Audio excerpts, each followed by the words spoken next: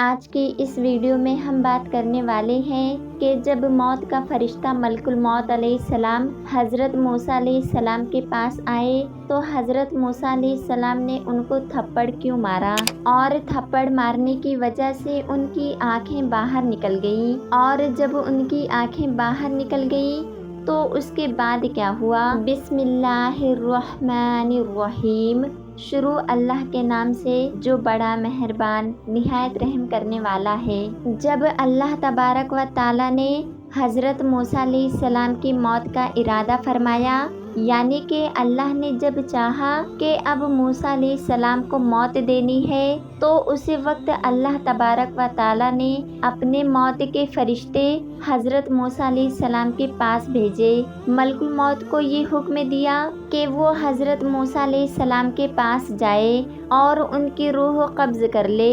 یاد رکھیں، نبیوں کو بھی موت آتی ہے، لیکن وہ صرف ایک لمحے کے لیے آتی ہے، پھر ان کو ہمیشہ کے لیے زندہ کر دیا جاتا ہے۔ لیکن جب نبیوں کو موت آتی ہے تو اس وقت موت کا فرشتہ ان کے پاس بہت ہی ادب کے ساتھ جاتا ہے۔ اب اللہ کا حکم پاتے ہی موت کا فرشتہ یعنی کہ ملک الموت علیہ السلام حضرت موسیٰ علیہ السلام کے پاس آئے اور آنے کے بعد کہنے لگے، اے موسیٰ، میں آپ کو لینے آیا ہوں، چلیے آپ کا وقت پورا ہو چکا ہے۔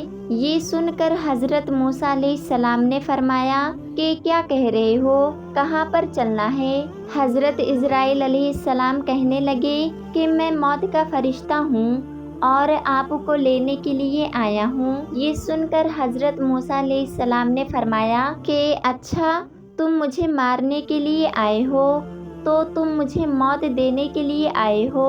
اتنا سنتے ہی وہ موت کا فرشتہ کہنے لگا کہ ہاں، میں آپ کو مارنے کے لیے آیا ہوں، میں آپ کی روح قبض کرنے کے لیے آیا ہوں۔ بس اتنا ہی سننا تھا کہ حضرت موسیٰ علیہ السلام ناراض ہو گئے اور آپ نے موت کے فرشتے کو یعنی کہ ملک الموت علیہ السلام کو ایک زوردار تھپڑ مار دیا، اور وہ تھپڑ اتنا زور کا تھا کہ وہ سیدھا ملک الموت علیہ السلام کے چہرے پر جا لگا، جس کی وجہ سے حضرت عزرائیل علیہ السلام کی ایک آنکھ باہر آ گئی۔ تو دوستوں، دیکھا آپ نے، یہ اللہ والوں کی شان ہے، یہ نبیوں کا مرتبہ ہے کہ انہوں نے موت کے فرشتے کو بھی تھپڑ مار دیا، اور تھپڑ مارنے کے بعد کہنے لگے کہ آپ میں اتنی ہمت ہے کہ آپ مجھ کو مارو گے۔ تو دیکھا آپ نے نبی کی شان۔ ہمارے لیے تو تھپڑ لگانے کی دور کی بات ہے، اگر کوئی ملک الموت کا نام بھی بے ادبی سے لے لے تو اس کی روح کانپ جائے گی، لیکن یہ تو اللہ کے نبیوں کی شان ہے کہ انہوں نے موت کے فرشتے کو بھی تھپڑ مار دیا۔ حضرت موسیٰ علیہ السلام نے جیسے ہی موت کے فرشتے کو تھپڑ مارا تو وہ تھپڑ اتنا زوردار تھا کہ اس سے ملک الموت علیہ السلام کی ایک آنکھ باہر نکل گئی۔ پھر موت کا وہ فرشتہ اپنی ایک آنکھ ہاتھ میں لے کر اللہ تعالیٰ کی بارگاہ میں پہنچا اور عرض کرنے لگا، اے اللہ، تو نے مجھے ایسے شخص کے پاس بھیج دیا، ایک ایسے شخص کی روح قبض کرنے کے لیے بھیج دیا جو مرنا ہی نہیں چاہتا، اور اس نے تو مجھے ایک زوردار تھپڑ بھی مارا۔ یہ سن کر اللہ کی رحمت نے گویا مسکرایا اور پھر ارشاد فرمایا، اے عزرائیل، جب تو ان کی بارگاہ میں گیا تو ان سے جا کر کیا کہا تھا؟ حضرت عزرائیل علیہ السلام کہنے لگے، یا اللہ، میں نے کہا کہ چلیے، میں آپ کو لینے آیا ہوں۔ بس اسی بات پر وہ ناراض ہو گئے اور انہوں نے مجھے ایک زوردار تھپڑ مار دیا۔ تو یہ سن کر اللہ تعالیٰ نے ارشاد فرمایا، اب اگر ان کی بارگاہ میں جاؤ تو ادب کے ساتھ جانا۔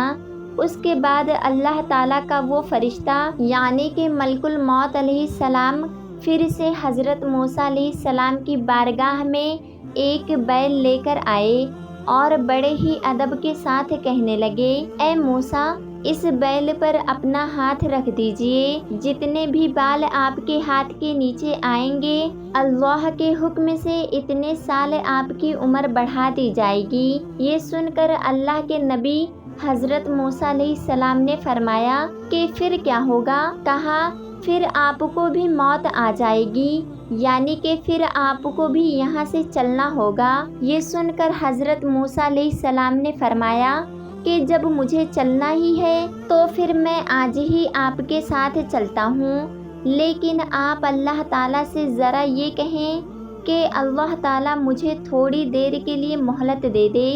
تو پیارے دوستوں، آپ لوگوں کو تو معلوم ہی ہوگا جب کسی کے موت کا وقت آ جاتا ہے تو پھر اللہ کسی کو بھی ایک سیکنڈ کا بھی مہلت نہیں دیتا ہے، مگر یہ اللہ کے محبوب نبیوں کی شان ہے جو اللہ سے تھوڑی دیر کی مہلت مانگ رہے ہیں تاکہ وہ اپنے بیٹوں سے مل سکیں۔ حضرت موسیٰ علیہ السلام کا جو سب سے چھوٹا بیٹا تھا وہ بہت چھوٹا تھا، اس کو پھر آپ نے اپنے گلے سے لگایا اور رونے لگے، پھر گلے لگاتے، پھر رونے لگتے، کیونکہ آپ کو تو معلوم ہی ہے کہ ایک باپ کا دل ہوتا ہی ایسا ہے، اس کو اپنی اولاد کی بہت فکر ہوتی ہے۔ یہ دیکھ کر اللہ نے فرمایا، اے موسیٰ، آج اپنے رب سے ملنے میں اتنی دیر کیوں؟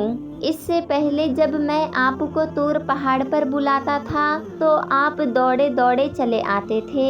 اے موسیٰ، آج تو میں تمہیں اپنا دیدار کرانے کے لیے بلا رہا ہوں، پھر آج اتنا دیری کیوں ہو رہی ہے؟ کیا تمہیں اپنے رب سے ملنے کی خواہش نہیں ہو رہی ہے؟ تو یہ سن کر حضرت موسیٰ علیہ السلام نے کہا، یا اللہ، تجھ سے ملنے کی خوشی ضرور ہو رہی ہے، مگر ساتھ ہی مجھے میرے اس چھوٹے بیٹے کی فکر بھی ہو رہی ہے۔ آج میرے اس چھوٹے بیٹے کی محبت نے میرے پیروں میں زنجیر ڈال دی ہے۔ میں یہ سوچ رہا ہوں کہ میرے جانے کے بعد میرے اس چھوٹے بیٹے کا کیا ہوگا؟ میرا یہ بچہ یتیم ہو جائے گا، میرا یہ سب سے چھوٹا بیٹا ہے، میرے جانے کے بعد اس کا کیا حال ہوگا؟ اس کی روزی روٹی کا کیا ہوگا؟ اس کے کھانے پینے کا کیا ہوگا؟ بس اتنا سننا ہی تھا کہ اللہ تعالیٰ کی طرف سے ارشاد ہوا، اے موسیٰ، اب تو دیری کر رہا تھا اپنے اس بیٹے کی وجہ سے، اب ذرا ہم تھوڑی دیر اور کرا دیتے ہیں اور تجھے یہ بھی بتا دیتے ہیں کہ تمہارے اس بیٹے کا کیا ہوگا۔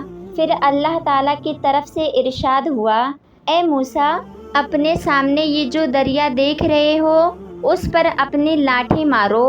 اور اللہ تعالیٰ کا حکم پاتے ہی حضرت موسیٰ علیہ السلام نے دریا پر لاٹھی ماری، لاٹھی مارتے ہی دریا پھٹ گیا، اور جیسے ہی دریا پھٹا تو دریا کی تہہ میں ایک چھوٹا سا پتھر تھا۔ اللہ تعالیٰ نے پھر فرمایا، اے موسیٰ، اس پتھر پر بھی ذرا اپنی لاٹھی مارو۔ حضرت موسیٰ علیہ السلام نے پھر اس پتھر پر لاٹھی مارا، لاٹھی مارتے ہی وہ پتھر دو ٹکڑوں میں تبدیل ہو گئے۔ حضرت موسیٰ نے دیکھا کہ اس پتھر کے اندر ایک چھوٹا سا کیڑا بیٹھا ہوا تھا، اور اس کیڑے کے منہ میں ایک ہرے رنگ کا پتا ہے، اور وہ کیڑا اس پتے کو کھا رہا ہے۔